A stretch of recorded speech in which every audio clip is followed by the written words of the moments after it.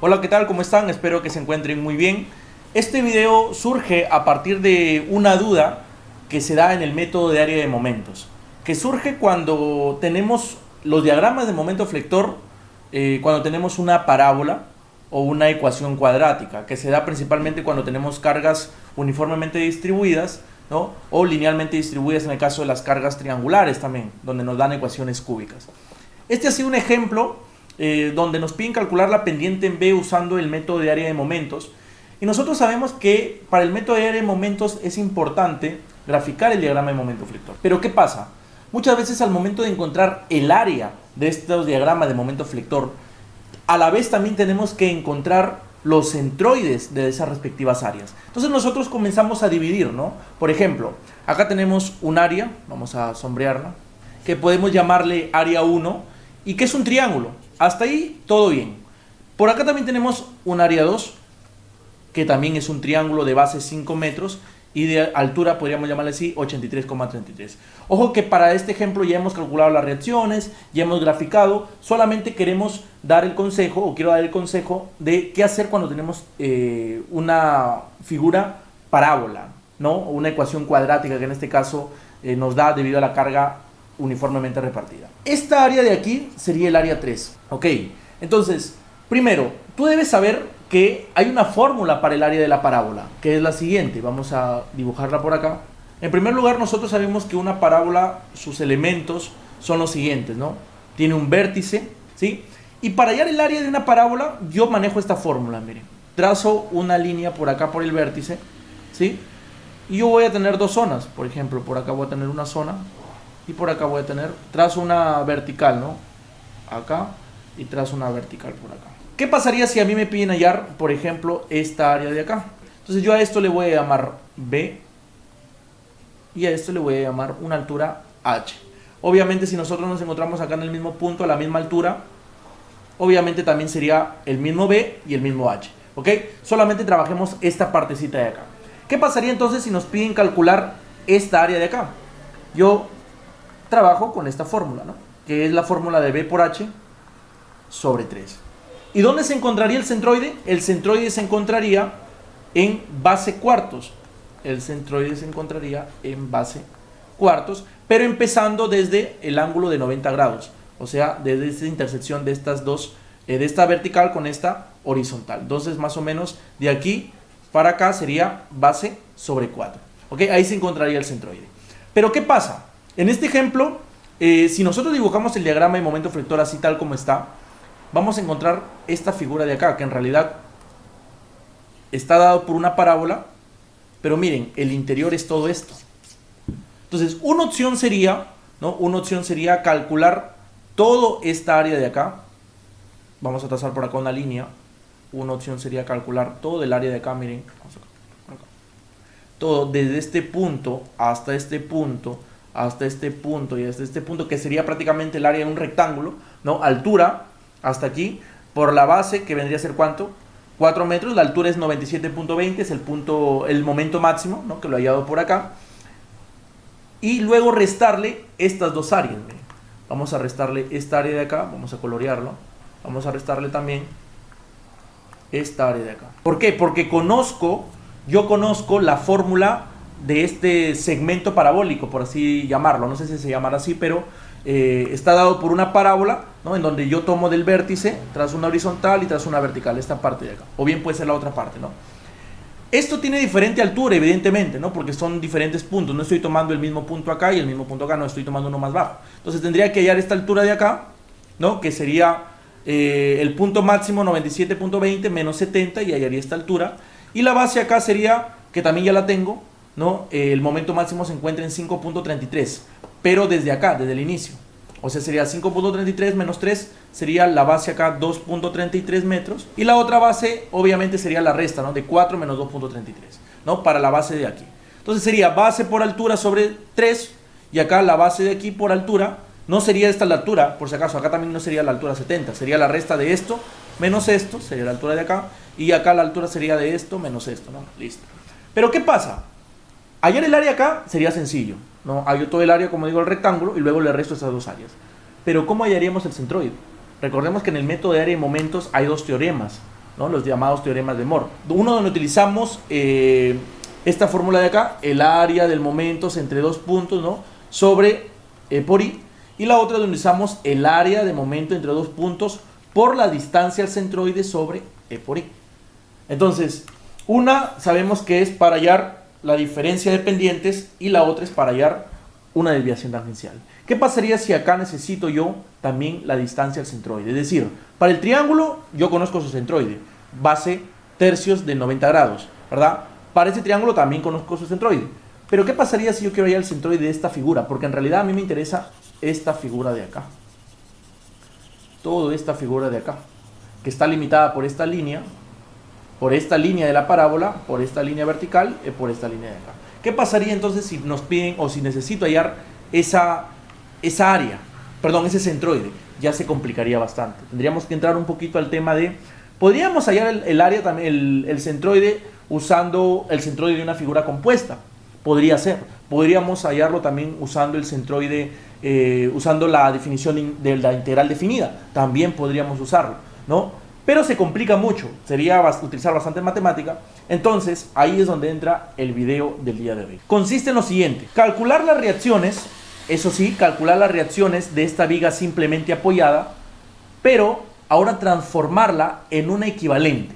En un equivalente quiere decir que ya no va a ser una viga simplemente apoyada, sino ahora la voy a cambiar a una viga empotrada en uno de sus extremos. Ahora, tú podrás decir, ¿en cuál de los dos extremos? En cualquiera. Si tú tomas este extremo, te quedarías con estas dos cargas. ¿Ok? Si tú tomas este extremo, te quedarías con estas dos cargas. También surge una pregunta, pero ¿es equivalente en realidad? Porque acá va a haber un momento flector en el empotramiento y acá no hay un momento flector porque es un apoyo, ¿no?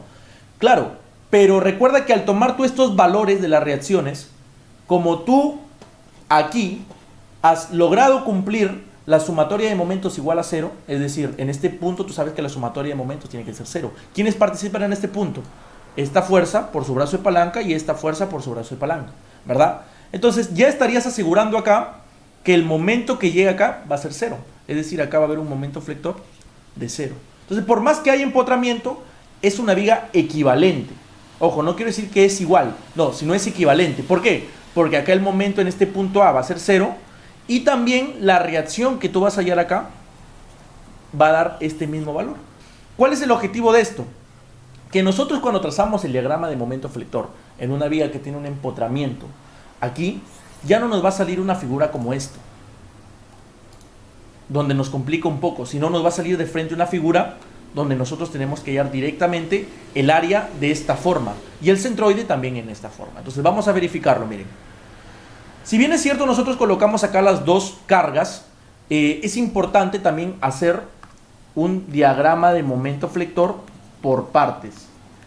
¿Qué quiere decir? Que simplemente nos quedamos con una carga, pero ojo, tú sabes que la viga en realidad debe tener estas dos cargas de acá, ¿no? Le sumamos, ¿qué cosa? Le sumamos por acá la carga que nos faltaba. Ahora, la pregunta es, si tú le quitas acá la carga, acá ya va a haber un momento flector. Claro que sí. ¿De cuánto sería el momento de reacción de acá? Vamos a ponerlo con otro color. Observa. Sería 10 por 4, que es la carga puntual equivalente, sería 40. ¿40 por cuánto? Su brazo de palanca sería 3, más este 2, que es la mitad, 5. 40 por 5, 200. Entonces acá habría 200 kilonewton metro. ¿Y la reacción cuánto sería? La reacción acá sería 10 por 4, 40 kilonewton. Pero en la viga no había un momento. Acá sí hay 200. Claro, pero recuerda que tienes que sumarle esto. Es decir, si acá te sale un momento de 200 antihorario, para que pueda ser equivalente estas dos a esta viga, tiene que haber acá un momento en sentido contrario a este también de 200. Si quieres, comprobémoslos. Sumatoria de momentos en este punto es igual a 0. Entonces calcula la reacción de acá. Sería 16,67 por 7 más 5, 12. Y vas a ver que te va a dar también 200, ¿no? Pero ahora en sentido contrario, ¿no? Entonces mira cómo la suma de estos dos momentos o estas dos vigas, 200 en este sentido y 200 en sentido contrario, te da 0 finalmente. Eso te hace pensar que esta reacción tiene que ser la suma de estas dos. Y claro, mira, ¿cuál sería la reacción en este empotramiento? Sería 16,67, como no hay otra carga, sería hacia abajo. Y si gusta, resta o suma. 40 hacia arriba más negativo 16,67 te da 23,33. Entonces, estas dos sumas, esta suma de estas dos vigas, a esto se le llama superposición. ¿Cuál era el objetivo de esto? Ahora hacer el diagrama de momento flector de cada una de estas dos vigas empotradas en un extremo. Mira, si nosotros tenemos por acá 200 como momento y tenemos por acá una reacción de 40, ¿cómo quedaría finalmente entonces el diagrama de momento flector? Vamos a trazarlo por acá, el diagrama de momento flector. Entonces, diríamos, va a comenzar en un momento negativo, por acá más o menos de ¿cuánto? De 200, y luego va a ir bajando. ¿Hasta dónde? Acá te acuerdas que había una carga de 40. 40 por 3, 120. 200 menos 120 sería 80, ¿verdad? Entonces va a ir desde 200 hasta 80 de manera así, mira, como línea recta, porque hasta ahí tú sabes que, vamos a dibujarle otro color, hasta ahí tú sabes que no hay una carga distribuida, por lo tanto simplemente sería así, ¿no? Sube 200, luego va bajando debido a ¿qué? A esta carga de acá. Creo que ya saben, hasta aquí, cuando ya nos encontramos en ese tema, ya saben dibujar diagrama de momentos, pero el objetivo era que te quede así, mira, acá con seguridad, como acá acaba prácticamente la carga y acá no hay carga, acá el momento va a ser cero, ¿no? O sea, va a estar acá una línea en la línea cero, ¿no? Y acá sí o sí te va a dar una figura de esta manera, una parábola. Ahí está, listo. Esa es la parábola que se va a formar ahí. Y esta área de esta parábola de acá, ya puedes trabajarlo simplemente con ¿qué? Con la fórmula que nosotros tenemos por acá, ¿no? Con esta fórmula de acá. B por H sobre 3 y el centroide B sobre 4. Entonces, ahí con seguridad nosotros podríamos decir que esto sí o sí es vértice. Porque muchas veces cuando dibujamos los diagramas de momento, no necesariamente este punto es vértice. ¿Ok? Pero cuando trabajamos con estos modelos de un empotramiento en el extremo, sí o sí, aquí te va a dar el modelo de aquí, donde tenemos una parábola y yo estoy hallando prácticamente esta área de acá. Pero ojo, mucho cuidado, porque además de trabajar con un extremo empotrado, tiene que ser por partes. Porque si tú lo dibujas el diagrama de momento flector, no por partes, sino esta carga, la juntas con esta carga distribuida acá, y dibujas el diagrama de momento flector de esta viga de acá, te va a quedar lo mismo que has graficado previamente en la simplemente apoyada, o sea, en la viga cuando no trabajamos con el empotramiento. Entonces, para que salga esta forma, donde este punto es vértice, para que este punto sea vértice y tú puedas hallar tranquilamente el área de esta parte de la parábola, que está, digámoslo así, por debajo, acá está la parábola, necesariamente tienes que trabajar con un extremo empotrado, cualquiera de los dos, pero además hacer un diagrama de momento flector por partes. ¿Ok? Bien, continuamos entonces. Tenemos un triángulo, área 1, área 2 y área 3. Y acá no tenemos área, pues evidentemente, ¿no? ¿Cómo hallaríamos esta área, por ejemplo? Esta base, que es 4, por esta altura, que era 80, ¿verdad? Sobre 3. Área es igual a base por altura sobre 3. ¿Y cómo hallaríamos la distancia al centroide? De repente queremos la distancia desde aquí hasta el centroide de acá. Primero hallamos la distancia que hay acá, desde el ángulo de 90 hasta su centroide, que sería base cuartos. O sea, 4 sobre 4 sería 1. Y luego le sumamos de repente esta parte de acá. O de repente queremos la distancia al centroide desde aquí, ¿no? Y ahí ya le sumarías 5. Ya depende del ejercicio. ¿Ok? Este es un ejemplo práctico nada más. ¿Y cómo quedaría esta parte? Mira, ¿cómo quedaría esta parte? Vamos a borrar acá las reacciones, que ya sabemos que da 16,67. Muy bien. Entonces, ¿qué hacemos aquí? Lo que vamos a hacer simplemente es graficar el área o el diagrama de momento flector. Sería desde aquí hasta acá, ¿no? Algunos se acostumbran a dibujar estos dos diagramas en una sola viga. Es decir, este diagrama de acá, dibujarlo aquí abajito, ¿no? En esta viga trazan acá su diagrama y dibujan estos dos en una sola viga. También es válido, ¿no? También es válido. Mientras más lo hagamos por partes, va a ser mucho mejor. Entonces, acá ya tendríamos un área 4, que también sería muy fácil de hallar. Entonces, consejo, cuando tengas figuras como la parábola, ¿no? Utiliza esta fórmula, sí, pero tienes que tener cuidado que esta fórmula solamente se cumple cuando esto es vértice, ¿no? Y cuando esta es la parábola y estoy tomando el área de acá, ¿no? El área que comprende esto de acá. O bien sea el otro lado también, ¿no? Bien sea, puede ser el otro lado. O sea, esta parte de acá, ¿no?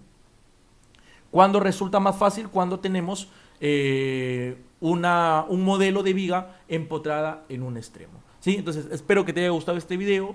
Ha sido un video corto, a diferencia de mis demás videos, simplemente porque he visto la necesidad de muchos chicos en este tema, pero principalmente en hallar las áreas. Puedo hacer otro video también desarrollando ejercicios con el método de área de momentos, más ejercicios porque ya tengo, y desarrollarlo con integrales. Porque recuerda que el método de área de momentos, los teoremas de Moore en realidad nacen de las integrales, ¿ok? Porque precisamente el área bajo la curva es una integral. O la integral es el área bajo la curva, ¿no? Es al revés, ¿no? Entonces, igualmente con el centroide de las figuras, se puede desarrollar mediante integrales. Entonces, si tú lo solicitas, por favor, dale like a este video, me ayudaría bastante. Suscríbete al canal, deja tu comentario y a la vez sígueme en mis redes sociales, en mi Instagram, que estoy subiendo también material. Y cualquier consulta, cualquier duda que tengas, escríbeme al correo que aparece aquí abajo. Entonces, esto ha sido todo por hoy. Cuídense, nos vemos en otra oportunidad.